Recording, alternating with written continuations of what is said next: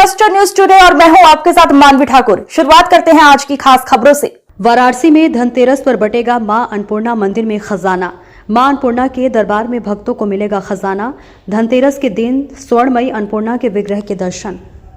खजाने के रूप में सिक्का लावा का किया जाएगा वितरण। साल में महज 5 दिन होता है स्वर्ण प्रतिमा के दर्शन के लिए देश भर से करीब 10 लाख श्रद्धालु आते हैं। काशी का अति प्राचीन अन्नपूर्णा मंदिर है। आज इस बार 18 तारीख को धनतेरस पड़ रही है। धनतेरस को सुबह ब्रह्म मुहूर्त में अन्नपूर्णा मंदिर में पहले मां अन्नपूर्णा के पाषाण की जो मूर्ति है उनके कपाट खोले जाएंगे।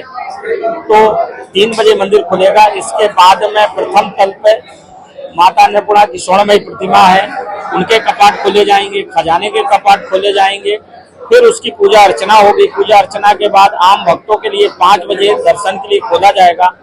तो पहले माता अन्नपूर्णा से जब लोग प्रथम तल पे आएंगे तो खजाना प्राप्त करेंगे, लावा प्राप्त करेंगे, दर्शन प्राप्त करेंगे। इसके बाद उनको कालका गली होते हुए और सिंह द्वार की तरफ जाना है। इस बार मंदिर 5 दिन खुला रहेगा, 18 तारीख से लेके 22 तारीख तक। पहले दिन दर्शन होगा और प्रसाद प्राप्त होगा। फिर लोग दर्शन करते रहे माता स्वर्णमयी की प्रतिमा के। फिर 20 को अन्नकूट, 20 को दिवाली है और 22 को अन्नकूट है।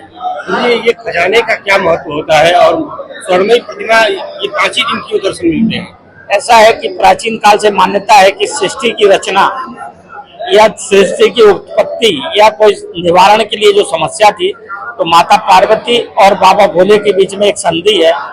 तो उस संधि के अनुसार बाबा विश्वनाथ जो है याचक हैं और माता अन्नपूर्णा काशी की महारानी है और महारानी के तौर पे वो बाबा विश्वनाथ को भिक्षा देती है। उसी भिक्षा से देखा जाए जो हमारी सृष्टि की उत्पत्ति हुई है, उस दिन को धनतेरस को चुना गया है। इसीलिए उस दिन धनतेरस के दिन खजाना बढ़ता है, लावा बढ़ता है, लोग ले जाते हैं।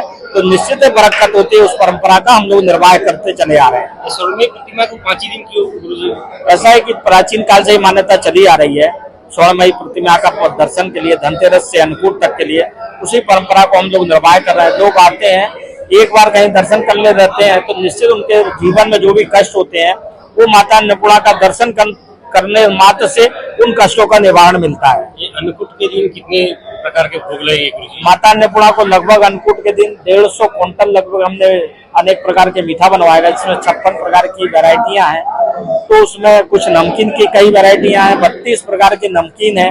और इसके अलावा जो भी मीठा बनाए जा रहे हैं उसमें माता अन्नपूर्णा को उसका भोग लगेगा। कच्चा चावल का पहाड़ बनाया जाएगा और उस कच्चा चावल का भी भोग लगेगा, आम भक्तों में बांटा जाएगा। 22 तारीख को यह अन्नकूट के दिन भोग लगेगा और 23 तारीख को प्रसाद वितरण है।